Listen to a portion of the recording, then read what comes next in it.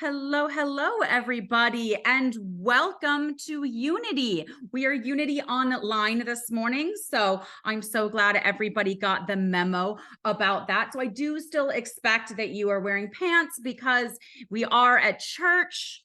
No, I'm just kidding. You don't have to be wearing pants. No, we love you just the way you are. And you also don't need to be wearing pants because what are we? We are a wild soul sanctuary. So if you feel the need, like me this morning, feel free to unmute and give us a little.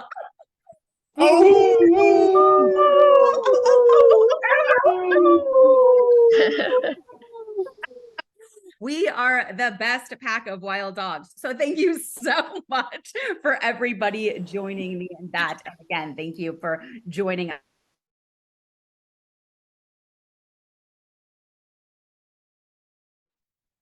Oh, sorry, got a little mute issue there. Feel free to put in the chat, say hello this morning. Usually we like to turn and say hello to each other, but we're online. So feel free to drop in the chat a little hello this morning. So we would love to have that. Please know that a couple of weeks ago when we sat in community on that Monday night and said, hey, what do we want to stay the same about what we do? What do we want to change? We really heard you and listened to what you had to say. So we're changing some things up. People wanted some things moved around in service, and we're always listening to you and everything you have to say. So service may look a little bit different, not just online, but a little bit different this morning. So we hope you enjoy some of the changes. And let's do our mission statement together. Here we go. We are a vibrant, welcoming, multi-generational, prosperous community embodying love and awakening spiritual consciousness. We don't go through them, but I always love having on the side there all of our beliefs and all the things that we welcome, no matter who you are. We are welcoming you, no matter what you're going through, you are welcome here. And so I think that's always a important thing for us to bring up. So welcome. We're still going to do celebrations. We love our celebrations. So in celebrations, I'd love to hear your celebrations here in the chat, and I will read a few. While the celebrations are coming in, I was going to start with our Earth celebration, so people have time to put in the chat there. The Earth celebration is a good one today if you like tigers, and who doesn't like tigers? This decade has been one of the most positive for news about tiger conservation of any since conservation science has begun. Just recently, cameras captured a mother tiger and 2 baby cubs in Western Thailand, the first such sighting in more than 10 years of close monitoring. Tigers are stable or increasing across their entire remaining stronghold, including China, Russia, India, Nepal, Bangladesh, Bhutan, and now in Thailand. There are maybe as many as 190 in the country, up from 46 just back in 2007. So yeah, so things are getting better. I always love when we do these Earth celebrations. Yes, woohoo, go Tigers, absolutely.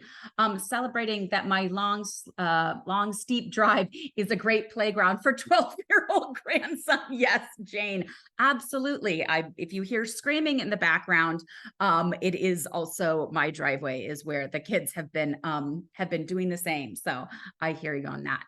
Laura, I celebrate the beginning of a work transition out of burnout and into inspiration, joy, and balance. Yes. Ooh, I love that.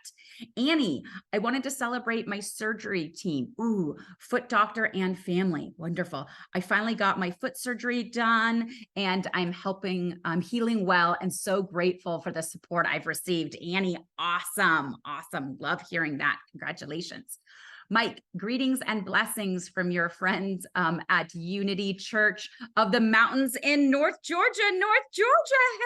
Hey, I wish I was drinking some sweet tea for you. Welcome, Mike. Thanks for jumping on in with us this morning. I love it. Yes, wonderful. Yeah, awesome. And thank you to everybody who's been replying. And again, we're still in community even when we are online. So Thank you, everybody, for that. We love that.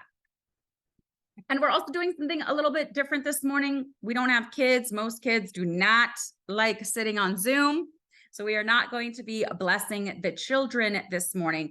But what we're going to do instead is play an adorable little video that Genesis so lovingly and painstakingly put together for us of pictures, a little slideshow of what the kids have been doing in the last year. So take it away, Nico.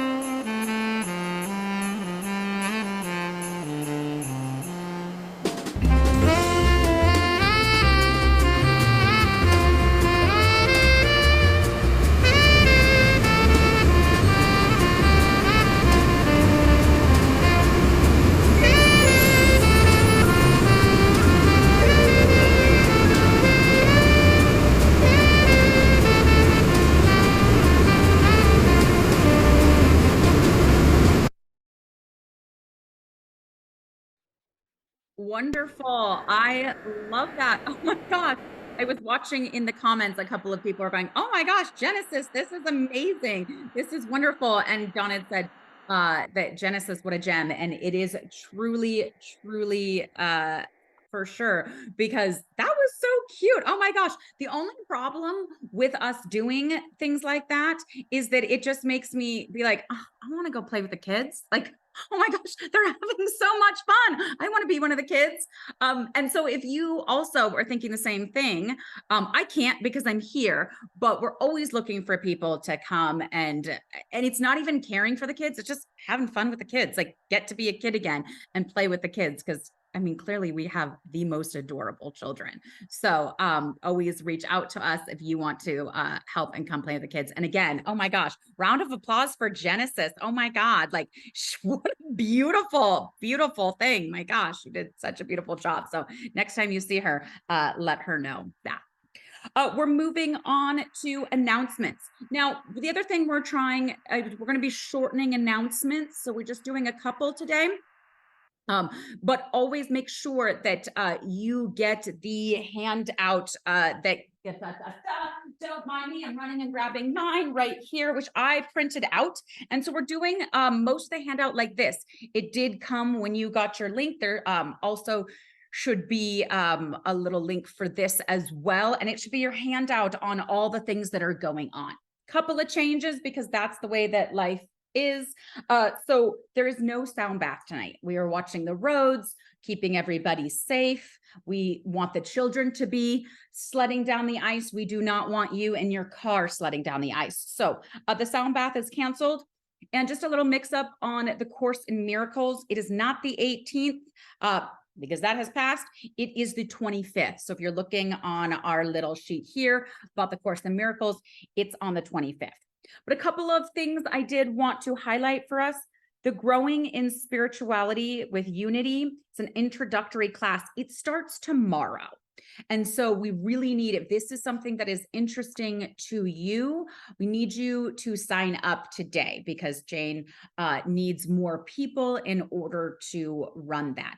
And it is a $75 cost. So if that is what is keeping you from this, that you feel called to attend, you can pay as much as you're comfortable paying, whatever works for you and your budget. We really just want you there, and we want you to get to have this experience. So make sure, don't run and sign up right now. We've got more of us, but as soon as you're done, make sure that you run out and do that.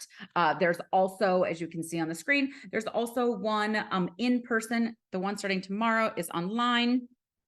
The one starting in person on the 1st is at noon. So make sure if that's the one that works for you, that you sign up for that as well.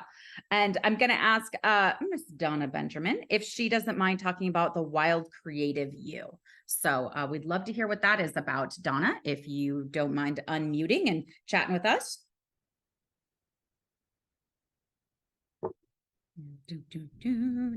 There we go. There she is. Okay, so, okay, here we go. Hi, everybody. We are a wild soul sanctuary. So I am doing this wildly creative you because there are lots of people who are amazing, but don't necessarily think that they're creative.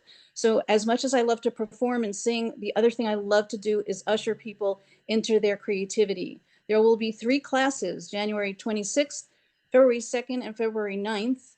I'd love you to do all 3, but you can do just one, just 1 or 2 or 3. And basically we're going to do chanting and singing and movement. And it's really, especially for people who don't think they're creative, and also for people who maybe are a little shy, this is a way to kind of gently and lovingly get you out there being creative and expressive. This is also an amazing community building process. I have been involved in improvisational theater and music improv for over 35 years. And that is what brought me to the ability to be as freely expressive as I am. So if you're an introvert, this is for you. If you're an extrovert, this is for you. And it also is a really good exercise in deep listening. And it's also, the reason that I did this as well is because we have been on our own for so long, and this is a way for us to come together. These 3 classes are going to be like a hodgepodge of these skills, and at some point I will see the level of interest. We might break off into theater improv. We might break off into just music improv. So we'll see how it goes. And I'm going to put my phone number and my email in the chat so you can ask me any questions. And I just want to end with, yeah, all are welcome. And I want to end with the words of Elizabeth Gilbert. A creative life is an amplified life. It's a bigger life, a happier life, an expanded life, and a hell of a lot more interesting life. So I hope to see you on Friday at 6:30, and we're going to have fun. Please bring a journal or paper and pen and comfortable clothing. Toodles. Awesome. Thank you so much for, and beautiful picture, by the way. And thank you so much, Donna, for telling us more about that. We appreciate that. And so for all the things that we did, there's so many amazing things going on that we don't have time to talk about. So make sure that, I know Jane just put a link to this in the chat. If you're like, what is she talking about? What is this gorgeous piece of paper that Rochelle is holding? It is not a secret piece of paper. Make sure you get it, because it talks about all the things that are going on. And we always want you to check the website because more things pop up all the time. I cannot tell you how many amazing concerts that I have missed. Some like, deeply get to me that I have missed because I haven't gone and checked the calendar. So make sure that you are doing that because we have so many great events and guest speakers and concerts and so much going on for you that I don't want you to miss anything. So also make sure that you are checking that as well. And make sure if this is your first time visiting us, we usually in person have little blue cards in the back of the chairs in front of us, but we're going to put a link into the chat for you to stay in touch with us. And if you have never submitted your information, you can also do this here. It took me forever once I moved to be like, oh yeah, I need to tell everybody that I moved, because this is how we find out that we're online and you don't actually end up accidentally going to church this morning for a service and find that we are not there. We are right here. So make sure that you give us that information so that we can keep you up to date on things like what's happening today, because I know that we made the call pretty last minute for safety reasons. So we want to make sure that we're able to keep you updated with that. And I get a lovely text once a week about what the service is going to be, and it's absolutely wonderful and great reminder and something to look forward to. So I appreciate that. So yes, make sure that you fill out those cards. And if you are new, welcome. And if you're visiting us from Georgia, then thank you for visiting us from Georgia. We appreciate that. So I'm going to now ask Donna to step back in for a second because she's gonna help introduce VegNet and let us know a little bit more about that. So take it away, Donna.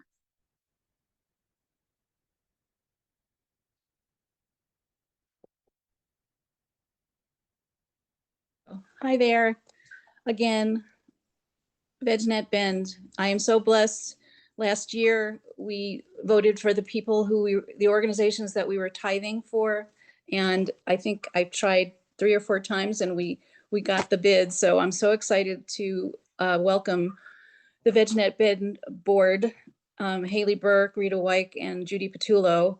And basically, real quick, is I did this because of all the platforms that VegNet Bend is so supportive of in terms of living a plant-based lifestyle, the animals, the people, the health, as well as the environment. So I'm going to turn it over right now to Judy Patullo, who is the amazing president and founder of this amazing organization, VegNet Bend. And if you go to Facebook, there's a VegNet Bend group page, and that's where we post all of our events. Take it away, Judy. Okay, well, I just first of all want to say that we are so grateful for this donation, and it will help us to do more good in the community this next year.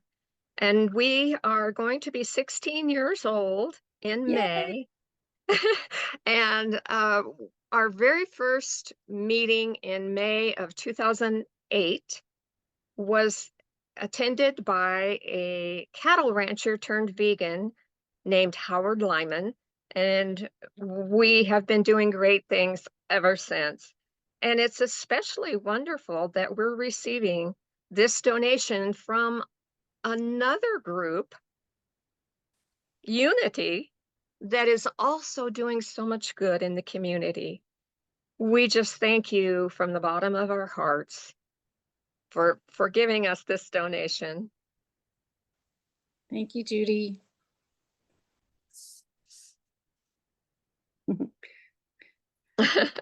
That's Chris, her son.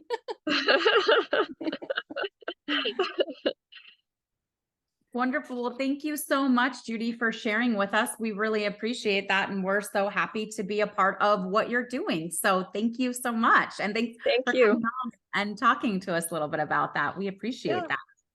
I'm now gonna, yeah, absolutely.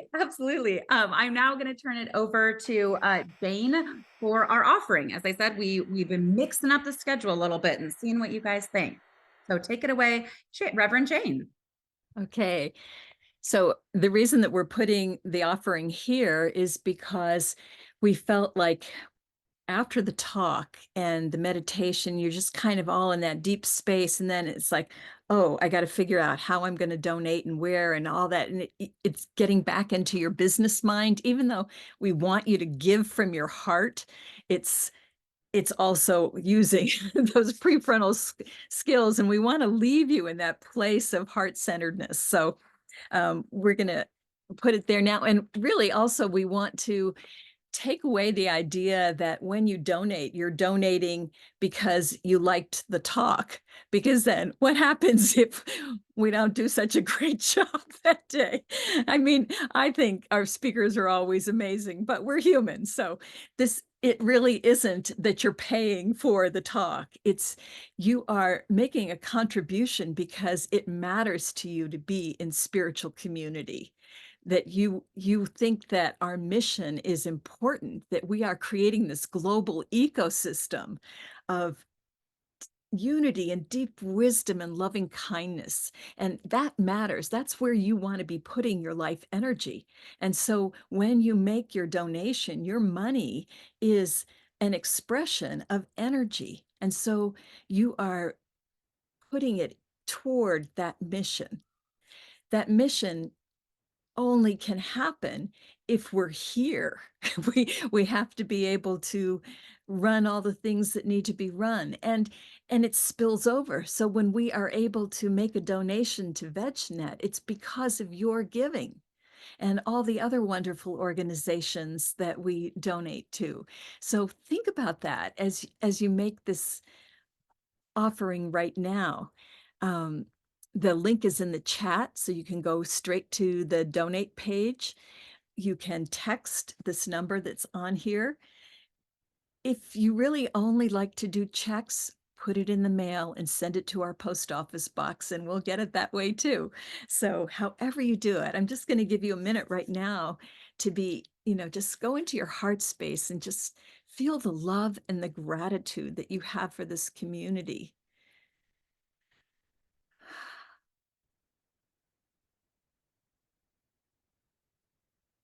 And then from there, make your offering, whatever it may be. It's not about the amount, it's about the energy of love and gratitude from which it comes and the desire to support this mission. And it's something that is a benefit for you because we all get into the space of not enough. And it's so easy to do that about money, probably more than anything else. When you step into giving, even if it's only a few dollars, because that's what you can afford right now, you step into the space of I have instead of I don't have. And the more you are able to give, and if you can push yourself to give a little more than you normally would think you can give, when you do that, you step into this bountiful field where it's like, I'm part of all that is. Of course, I am prosperous and I am giving from there. So practice that as you're making your offering. Okay. So Great. I'm going to assume that we all made an offering here. And some of you are doing it online on a regular basis, like once a month or when your paychecks come in. That's how I do mine. And so you may not be doing it right this minute, but for whenever you are doing it, we appreciate it so much. And let's bless that offering together. From the love of pure spirit within us, we bless this offering. We know that our faith is making it flourish and it's coming back to us 100-fold. And so it is. And so it is. Thank you so much, Reverend Jane. We appreciate that. And I really appreciated it. You brought up just also taking the moment, even for people who aren't doing it online right now, because they do, do it monthly when they get paid or just weekly after every service. It is just nice to take that moment to have gratitude for what we have, the community we've built, and everybody in it that we get so excited to see on Sundays. And yet we can forget, right? We can take for granted, of course, I'm going to see these people I love. Of course, I get to go to a place where people love me and where I feel seen and I feel safe and I feel loved. But sometimes we forget to take that into our heart. So I appreciate that moment to just say, whew, yeah, I'm gonna do that. So thank you. And as I always remind people, yes, please send us the check if check is right for you. And if you're under 30 and you don't know what a check is, that's okay. It's sort of like a paper IOU that boomers know about and the rest of us don't. But if you don't know about it, you don't need it. So there's lots of ways to donate. So don't worry about that. If the word check is very confusing. We're gonna go now into prayer. And Jane's gonna lead us in that prayer. So make sure you start to think about getting comfortable, taking a couple of those deep breaths and leaning into this moment in our safe space. But first, I want to remind us, and for those of us who are new, we think about prayer and unity differently than other people and other faiths and other congregations may think about prayer. We are not asking for something. We are not begging an outside source. We are not beseeching a God for what is. They're called prayer claim forms, not, oh, please, I've been such a good girl. Could I just have? Right? We are claiming what is already ours. We are claiming what is already inside us, what is already in our field. That is what we are claiming. And usually we have these little cards in front of the seats. We're meeting in person, but thank you, Nico, for this way. We have prayer claims on form. This way, you can also go, if you don't have a smartphone, you can go to the website and put in your prayer claim forms anytime you want. And there's a space to fill out. Would you like a phone call back for your prayer in return? Would you like it emailed to you? Would you like nothing? All is welcome. We take those prayer claim forms and we send them to Silent Unity, and they are prayed on for 30 days around the clock, 24 hours a day, because it helps that prayer when more of us are sharing in that feeling, sharing in that emotion, sharing in that claim. So I invite you to make sure that you fill out that claim form. And take it away, Jane.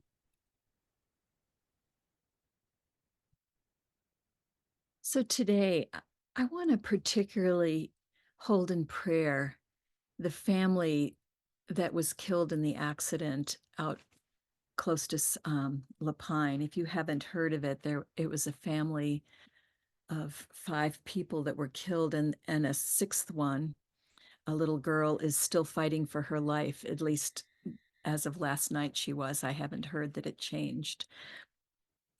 And there is a GoFundMe on Facebook for that too, if that's something that you want to help with. They were from our Latino community, and we aspire to embrace and be inclusive with many, and we don't have a lot of people from the Latino community that come to our particular sanctuary, but that doesn't mean that our walls are our boundaries. And so we can reach out and help people even if we don't know them, because we have this principle that we're all one. And so as we pray today, we hold this family, and we hold the little girl that is still struggling for her life, and if she makes it, is going to have a lifetime of knowing her whole family is gone. It's something that nobody wants to happen. And we take the principle that the holy good is everywhere and always. And so even in this situation, which we do not like the ice on our streets in this area. We do not like so much in life. And yet we claim that the holy good is all there is. The holy good is always creating. And the situations that are hard for us, that make us cry, that bring us to our knees in despair, are still the holy good in motion. That at any moment we can step with our thinking from despair from horrible grief, and we can just tap into that knowing, even if it's only a finger hold that we can reach right now. We tap in and we know the holy good is the address of all there is. And that's where we live. Together, we amplify this knowing for each other. We allow this good to well up in our hearts. We hold to it, we identify with it, and we radiate it out. We are so grateful for the blessing of knowing this truth. We are so grateful to be instruments of spreading this consciousness, to be able to comfort others, and also hold the knowing that all is well. And so it is.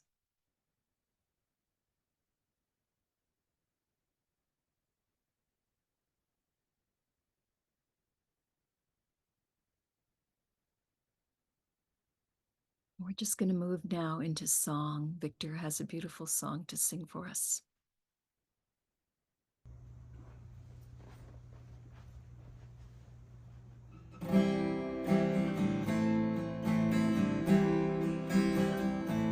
There must be lights burning brighter somewhere.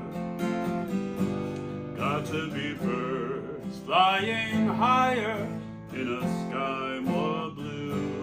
If I can dream of a better land where all my brothers walk hand in hand, tell me why, oh why can't my dream come true? Oh why? There must be peace and understanding sometime, strong winds of promise that will blow away the doubt and fear. If I can dream of a warmer sun where hope keeps shining on everyone, tell me why, oh why, oh that sun appear.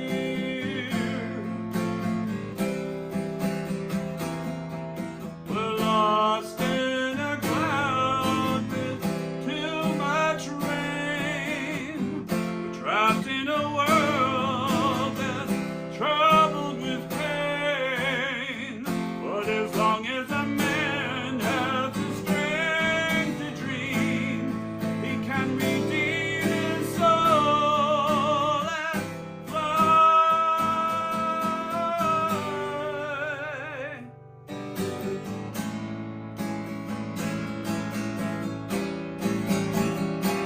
Deep in my heart, there's a trembling question.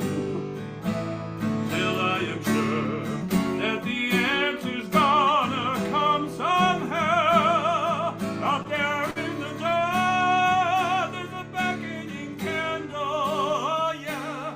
While I can think, while I can talk, while I can stand, while I can walk, while I can dream, please let my dream come true. Right now, let it come true right now.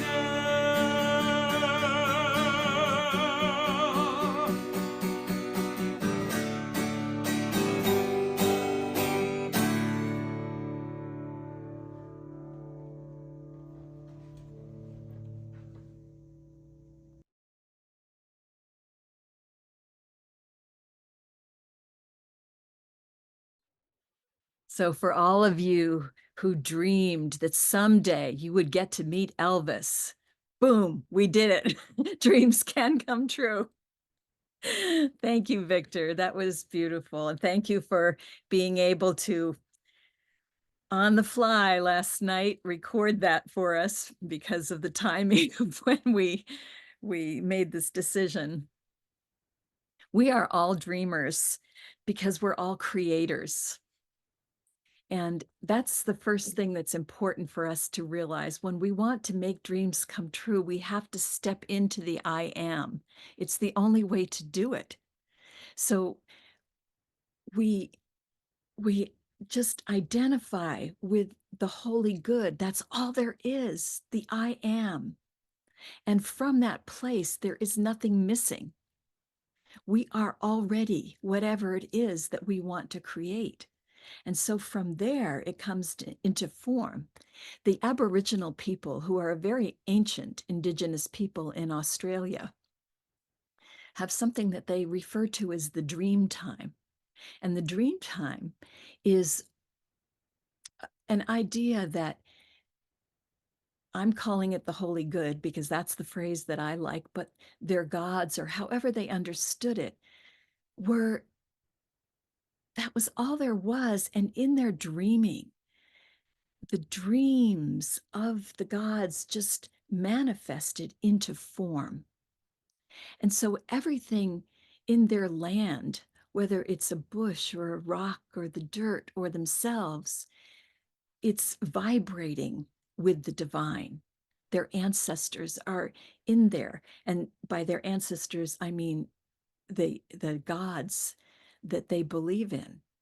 They find it everywhere. They can walk across what would appear to us to be barren outback, and they can find water because they are vibrating in tune with the land and the ancestors and the water. It's all one to them. And so it's a beautiful model that we can learn from of how to create. When we think about creating, Reverend Kelly and I talked about this a couple of weeks ago. There are limiting beliefs that we have, and they really get in our way. So I'm just going to go through a list and see if your personal favorite is on this list. So there's not enough. I can't have my dream because I don't have enough of whatever it would take to be able to have my dream. Or I'm not enough. I could never be that. I don't have enough talent. Whatever it might be, I'm just inferior in whatever way I might believe that. I'm not authorized to know what my dream is or to choose responsibly. So if somebody says to you, well, what's your dream? What would be your greatest dream for your life? And you say, I don't know. I don't really have a dream. I don't know what I want. Well, why don't you? Maybe because you have this belief that you're not authorized to know. You know, we all have parenting that, you know, it was what it was. If we've been parents, we know firsthand. It's like, all right, maybe we didn't get it right all the time. We would have liked a do-over in certain ways. And so we all had that experience, some worse than others, but it left us with these beliefs that there is something that we don't have that we need. It's outside of us. And as soon as something is outside of us, it makes it impossible for us to create because we're not one with it. We have to get one with it. We also have a limiting belief that the thing that we want is impractical, unrealistic. We could never make any money doing that. Who would want that? There's no market for it. Have you thought that? We have the idea that our dreams are dangerous in the sense of, if I had that, somebody else will have to go without, or somebody will be disappointed. Like, say, my dad who wanted me to be a lawyer or an accountant or a doctor, and here I am, I'm going to be an artist. What? that wasn't part of the program. And so I will disappoint those people who had their own dreams for me. And their dreams are now going to be shattered because I'm going after my own dream. So that's dangerous because I don't want to hurt those people I love. They also might be very angry at me. And if I'm afraid of somebody's anger, then I'm also going to play it safe so that I don't have to deal with that. Our dreams can be costly. Like, what am I going to have to give up? I don't know. Rochelle has gone to Europe 2 summers in a row. What did you have to give up in order to be able to do that? It wasn't free. It wasn't just about saving your money, but you had to take a chance on, well, are people still going to want to do business with you when you're in a very different time zone? Are they going to forget about you? Are you going to slip off the radar and now you'll be poor and you better have your bag packed for when you're a bag lady? What are the costs for what you're going to do? Who is going to walk out of your life because you're picking this that they don't approve of? They can be very costly. You might not go after your dreams because you're too busy. You have too much responsibility. You've got all these kids. How could you possibly write a book? Look at all these kids that you've got. I mean, I had 2 kids and I wrote a book. They were 6 and 8 when I started. So I know you can, but not if you have the belief that you can't. So first of all, let's talk about finding the dream. Because if you allow yourself to dream, what is it that you're dreaming? One of the ways that you find it is listening to your body and your emotions. So sometimes people just know. I mean, I knew I wanted to teach from the time I was a little girl. I had all my dollies and my teddies lined up. I wrote the papers out and hung them up on the drapes for them. I was in full teacher mode at 7 years old. So I didn't have to hunt for that dream. I also knew I wanted to write. I got my first article published in the junior high newsletter, and I was ecstatic. So I am not somebody who had to hunt for my dreams. I knew what I wanted, but I know that that's not true of everybody. Some people don't know what they want. And the way to find out is to listen to what is your body saying. When do you feel flurries of excitement happening? When do you get the feeling of heaviness in your body? Listen to those emotions and let them guide you. Sometimes it's discontent that is the start of your dream. Whatever you're doing now, it's not this. There's something more. You have this sense of shouldness, like it should be different than it is. And so you listen to that shouldness, even though it seems like, how could this be possible? Sometimes there's a specific longing. It's like you're longing to have this particular way of being in the world or this particular expression. Or like I had this woman once who was a friend of mine, Renee, and Renee looked at me and the job that I was doing, how much passion I had for my job. And she was saying, oh, I wish I had a job like yours, something that lit me up, but I don't know what that would be. And so for Renee, the start was telling herself, there's a job for me that would light me up. I don't know yet what it is, but I know it's there. And you begin to step into the imagination of, if there were a job for me that lit me up, how would I feel? What would lit up feel like? And imagine getting up every day, feeling just lit up that I have this wonderful job to go to. And then eventually you start to color in the lines of what does that job look like? But that's your starting place. Maybe you make a vision board. We had that wonderful play shop with with Donna a couple of weeks ago. And in my vision board, I just picked pictures that I really liked. And then I put them all down and I looked at it. And what was emerging for me was this sense of magic and possibilities that were everywhere. It was so open-ended. And there was nothing in that that said, do this thing. It was more just the dream right then for me was open up to more, open up to knowing that there is guidance there, because there is, and it's there for everybody. But that's what was happening in that process. So you can try doing a vision board, because that isn't like you can only do it the first of the year. You can do that anytime. You can do that for a particular project that you're on. You can do it for your life. However, you can also find a dream that's been in mothballs. So something that you've always wanted to do. I can't tell you how many people have said to me, oh, I always wanted to write a book. I was at a business connection meeting the other night, and there were 3 of us sitting at the table.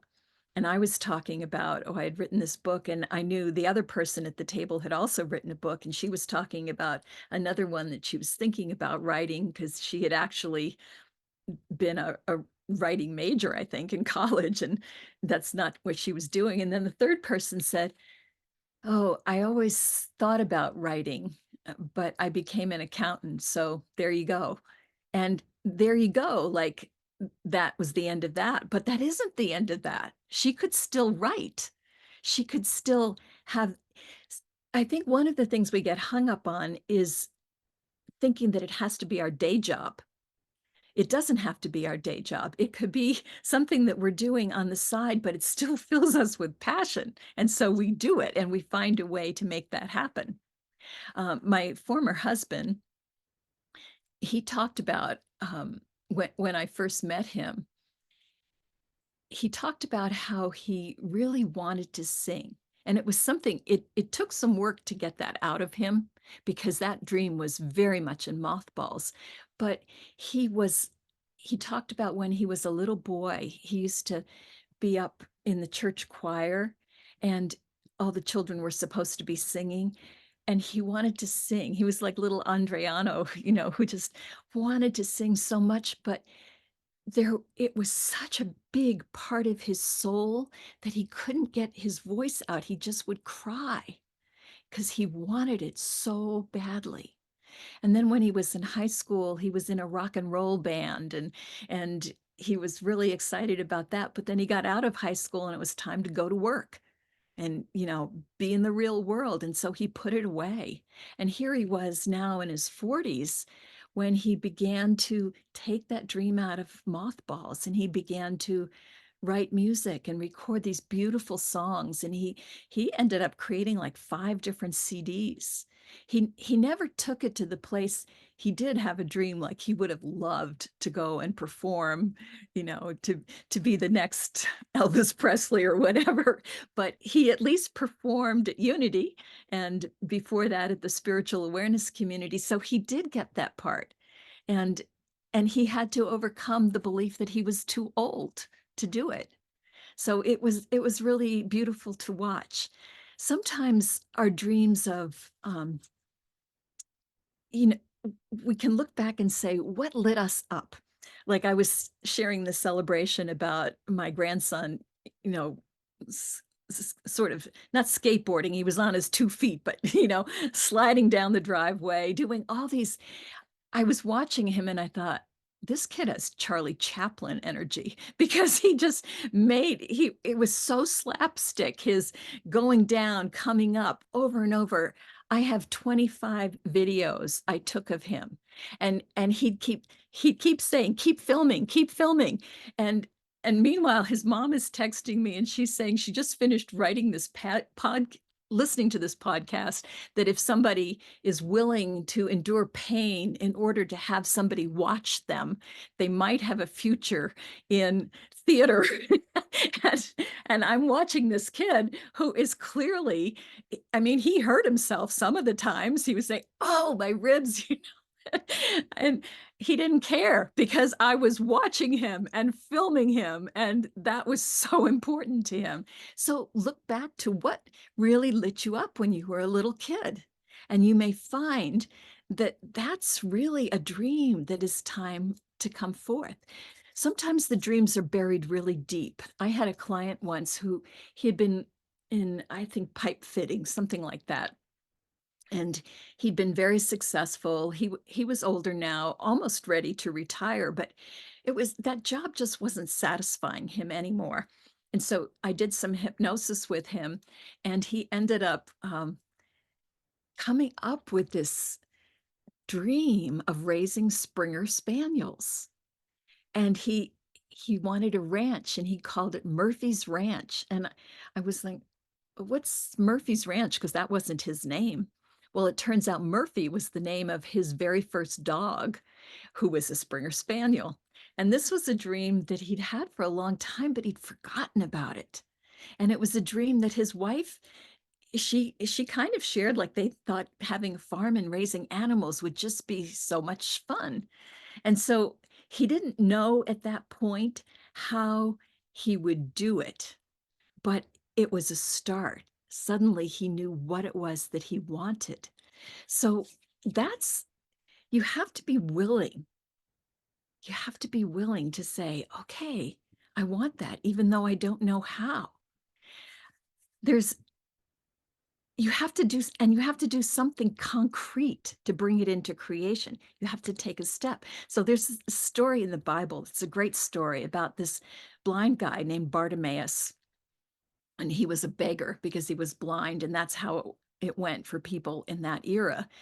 And so he's sitting on the side of the road, and people were rude to him. They were just ignoring him. And the crowd was going by that was following Jesus. And Bartimaeus heard the name. He heard that it was Jesus, and he'd heard about Jesus. And he starts yelling, "Lord, Lord." And they're like, "Well, you shut up, don't bother him. You don't count."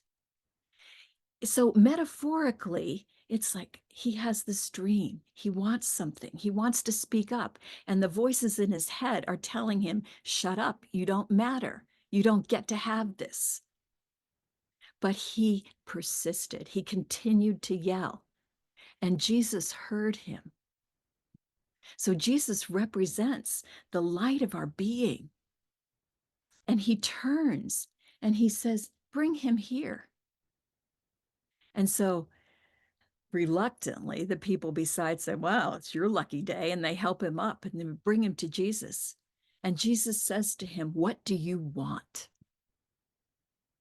And he tells him, "Lord, help me to see." Because he believes that the light of his true being has that ability. And Jesus says to him, "Your faith has healed you." And he can see, and he gets up and he follows him. And he's one of his steadfast followers after that. It's a beautiful template for us and our dreams. We have to be willing to get up from the misery of the condition that we're in and say what we want and trust that we have in us the ability to bring that forth. We have to, I remember my first husband. I've been married a few times. My first husband, we were talking about what else might he do. He's an engineer, and his job was coming close to an end here in Bend, and it was going to mean that we'd have to move somewhere. I didn't want to move. I was thinking about, well, is there something else you could do? I wanted to brainstorm other things. And he was getting irritated about that. And if you believe in astrology, at the same time, there was this conjunction that was happening in Capricorn, and he and I are both Capricorn. And it was 6 planets all lined up. And the astrologer that we were working with had said that, oh, on this day, if he got clear on what he wanted and made that declaration, on this day it would happen. So we're having this discussion / argument, and I'm pushing him for what else could you do? And he says, I don't know. I just want to explore. Well, 2 days later, he comes home and he says that they just called him from the office and they want him to go over to Thailand for 2 months on a project. And it was the exact day that in the astrology reading had said, declare it this day, you get it this day, and off he went.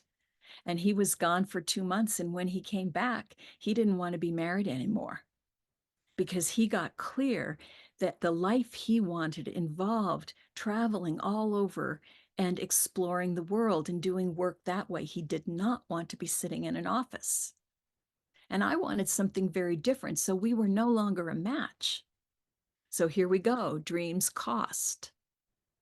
But it led him to a life that he loved. And it allowed me to stay and have a life that I loved.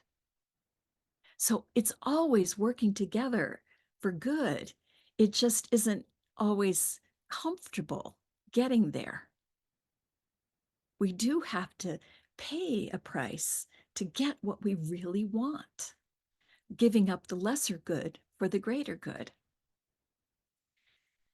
We have to face our fears and the tension in our body.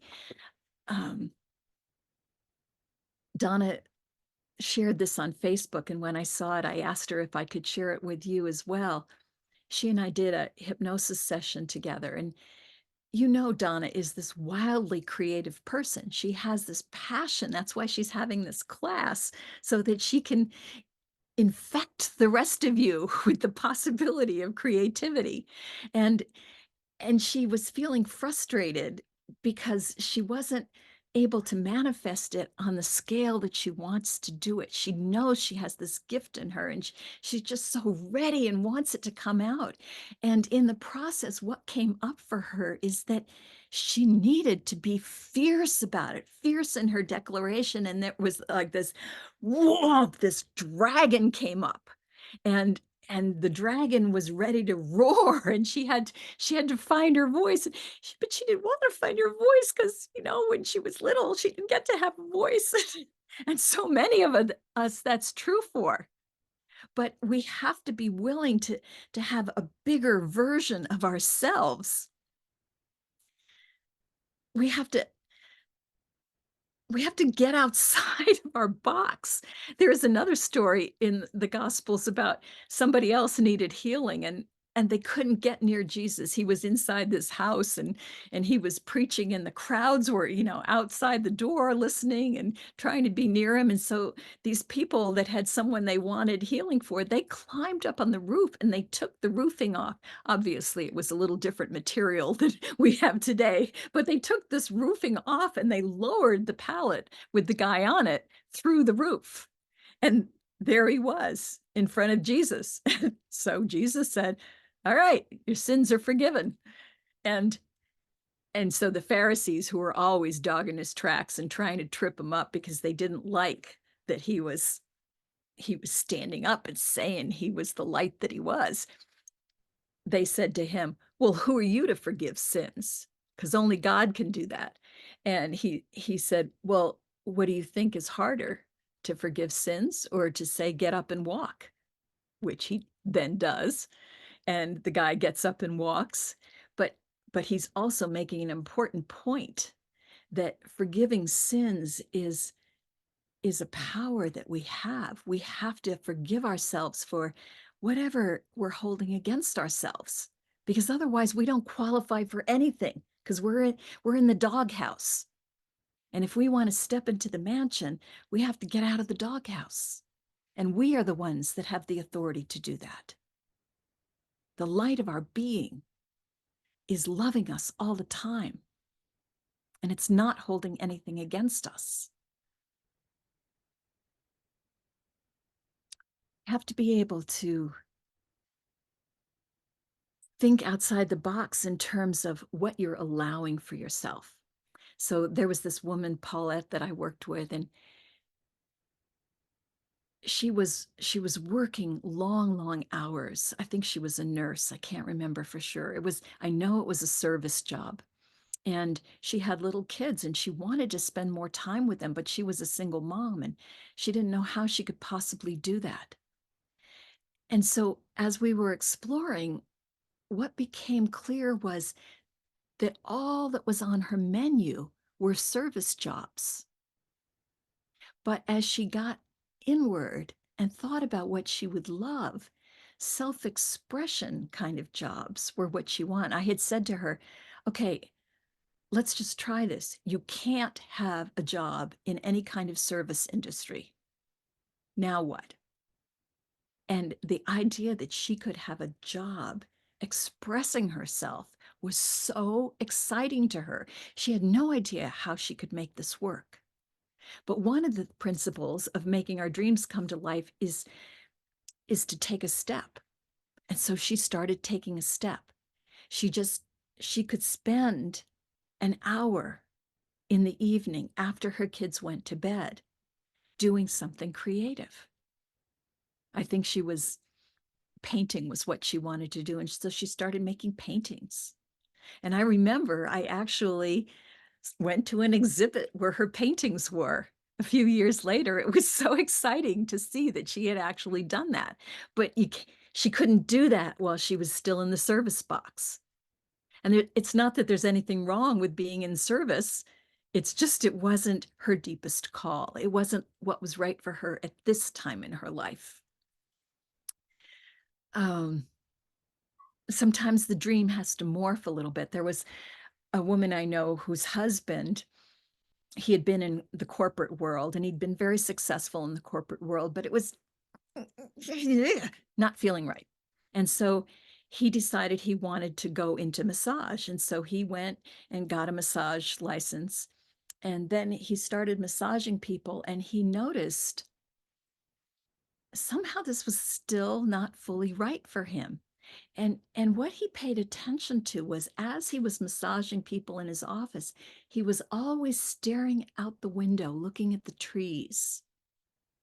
And finally, what he got was the trees were what were interesting to him. And he realized there was such a thing as an arborist. And he got out of massage and he started, instead of shaping human bodies, he started shaping tree bodies. And he loved it. It was just the life that he wanted. So sometimes the step that you take is a step on the way to something else. And so you have to keep listening to your heart and what is wanting to come forth. You have to be willing to put it on the line. So Martin Luther King Jr., we celebrated his birthday on Monday. And I don't know if you've seen the movie Ruskin, but I was just watching that this weekend. It's a fabulous movie. We already know he put on everything on the line and he ended up being killed. But it was so important to him. He had this idea, his dream was that everybody should be equal. Everybody should have opportunity. It bothered him that the people that he lived with in the South, that they did not have opportunities. And he just felt this calling from within. He had to do something about it. And he was a preacher and he knew how to preach. And he took steps. He organized and he got people to do sit-ins and do this nonviolent protesting. But it wasn't enough. He had two things that he needed.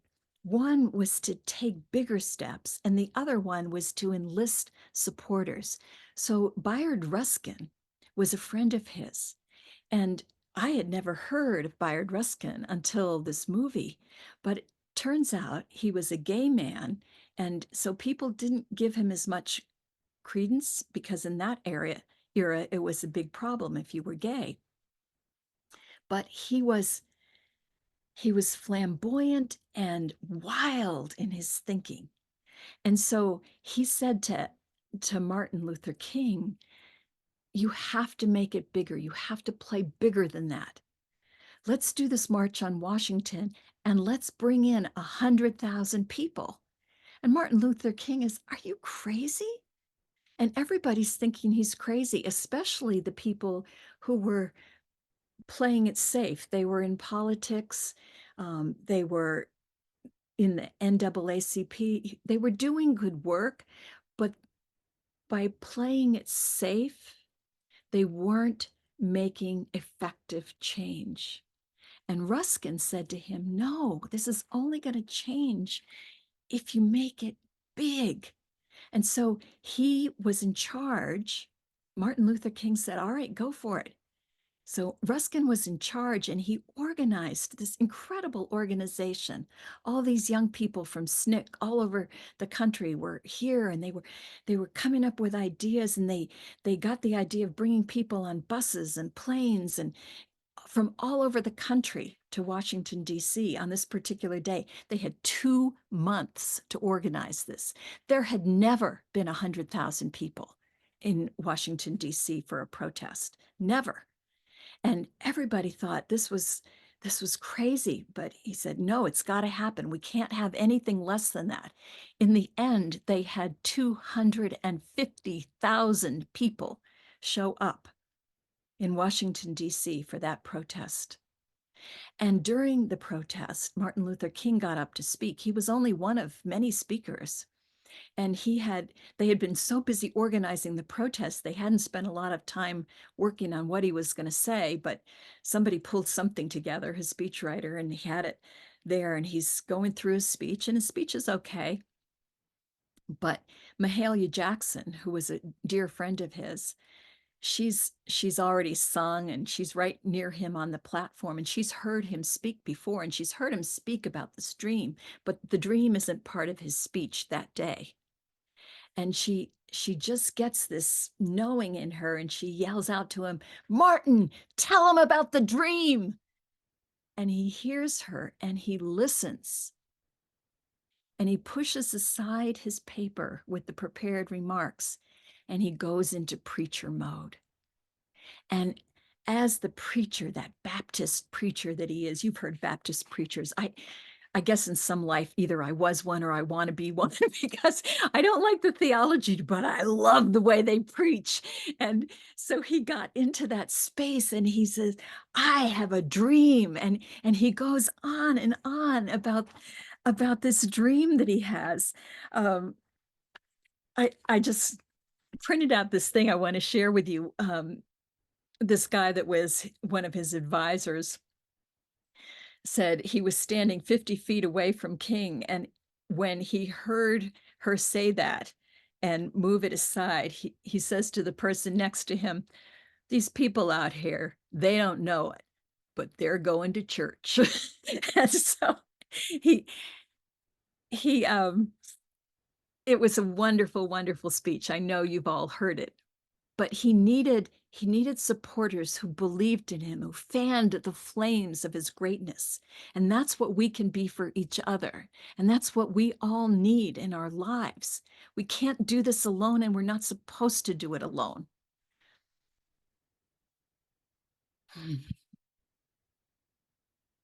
There's a technique. I want to tell you about this. This woman, some of you may know her, Chris King. She did the Wings seminars in Eugene for many, many years. And she had this technique that she talked about with creative tension. So imagine on one wall, we have our dream, whatever it is we want. And on the wall behind us, we have all our limiting beliefs.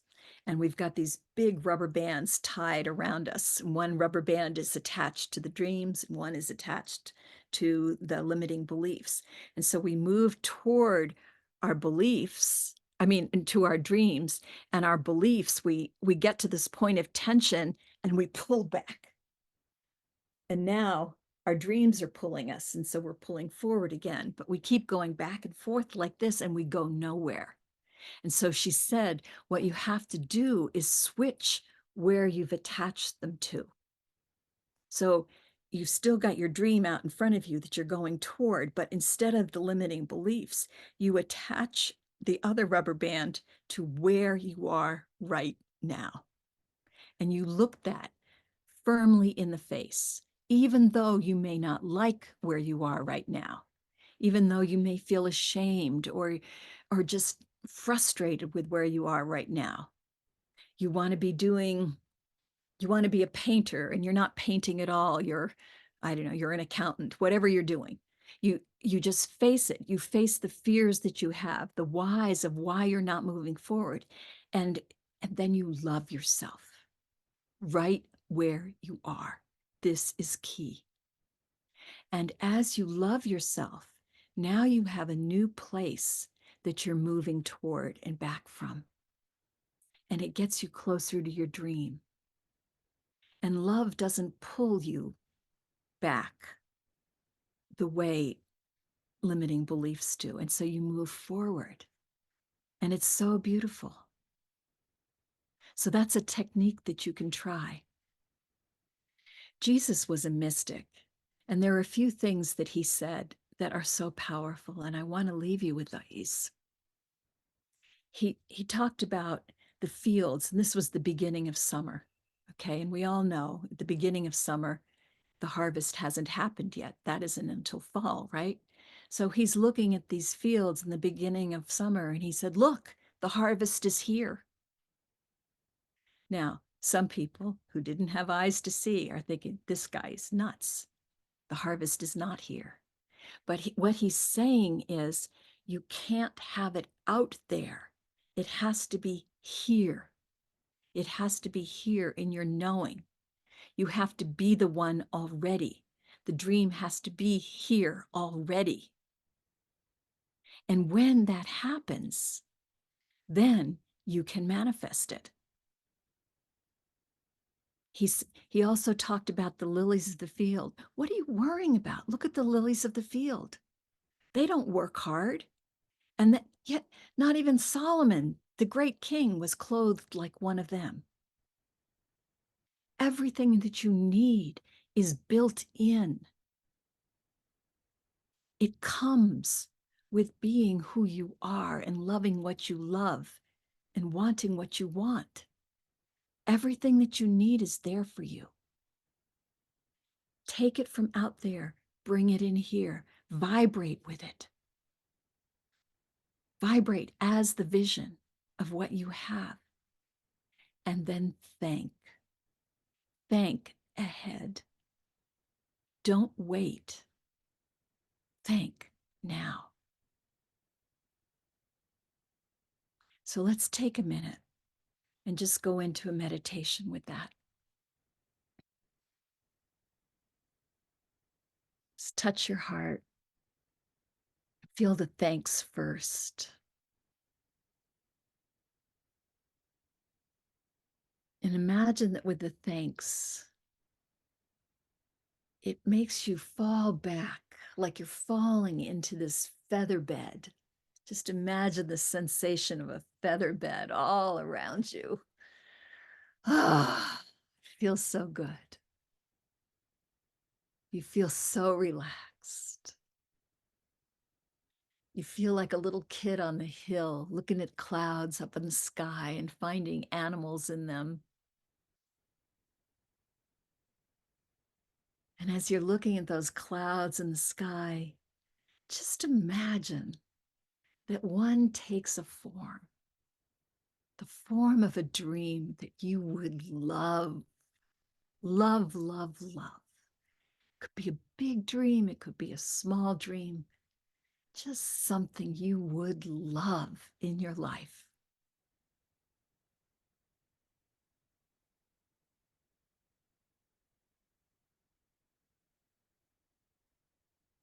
And then imagine as if it's a fog that's coming down to the ground. That dream cloud comes down into your body. And as you breathe in, you can feel the dream filling you. I have a dream, but that's not all. I am the dream.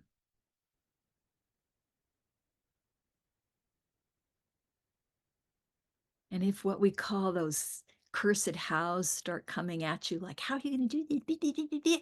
Like gnats, just brush them away. And just be with that beautiful dream. Lie in your feather bed, being that dream, giving your gift. Dreams come to us because we are meant to create them. We are creators.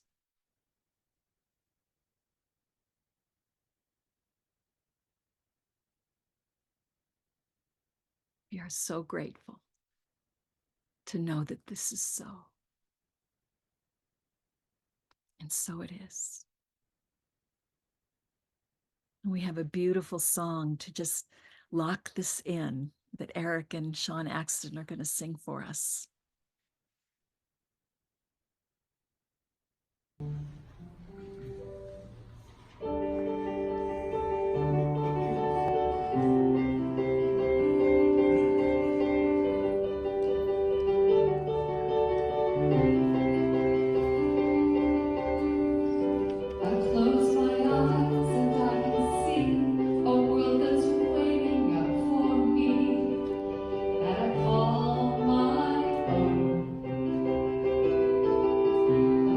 Through the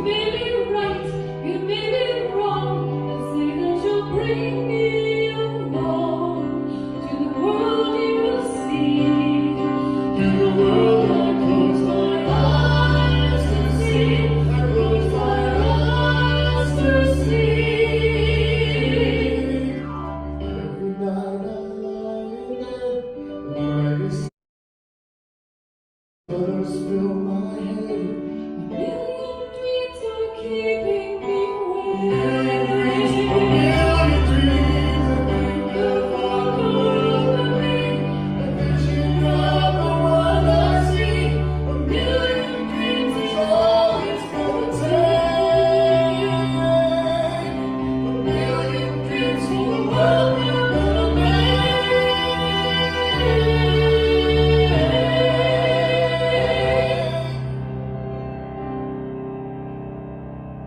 For the world we're gonna make.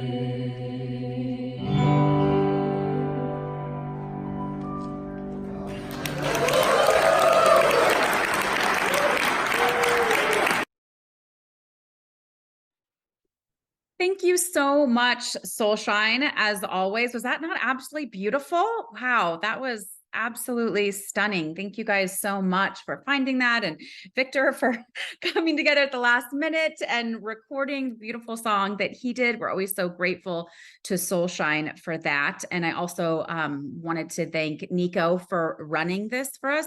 There's not a lot, if you don't know Nico, he's in red with the headphones on. There's not a lot of young, early 20s young men who are like, sure, I want to give up my Sunday morning to run worship for a community. So we are always so grateful to him for that. And thank you for today and keeping us together. We love that. And raise your hand if you're here for Jane becoming like a unity version of a Baptist minister. I'm all here for that. I can't wait till next week. Yes, look at those hands go up. We are ready. We are here for your dream, Jane. We are absolutely here for your dream. Hallelujah. I will wear my dancing shoes for sure. But thank you so much for really diving into dreams in a whole new way. I think all of us have an idea of what a dream is, and but not really pulling apart all the nuances that go into having a dream or not having a dream, and how to get us into that dream. And I think that was a really beautiful part of the message as well. And thank you so much for those of us who feel like, oh, I don't have a dream, to really start the first steps, as you said, to getting that dream. So thank you so much for that. We appreciate it. And thank you to everybody for joining us here today. Like we said, we wanted to keep everybody safe, and wanting the only people out sliding down hills to be small children who are doing it on purpose. So thank you guys for joining us online. And before we go, let's do our prayer of protection. And also, I say before we go, and yet I'm lying to you, because we'd love for you to stay online with us afterwards and still have our coffee hour, still have our time for community, especially if you're like me and you live the top of a hill and you've been stuck inside for a week. It's lovely to have a community with people again on Sunday. So please do stay after for that. And here's our prayer of intention. Here we go. The holy light shines within and all around me, a presence of love that is always there. I am that presence. I am a radiant field of love energy. I am holy light. My essence cradles and guides me. I am a gift to the world. I go forth from here in joy to bless the world with my loving light.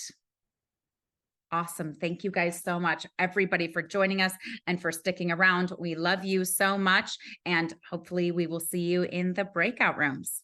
Bye, everybody. Thank you.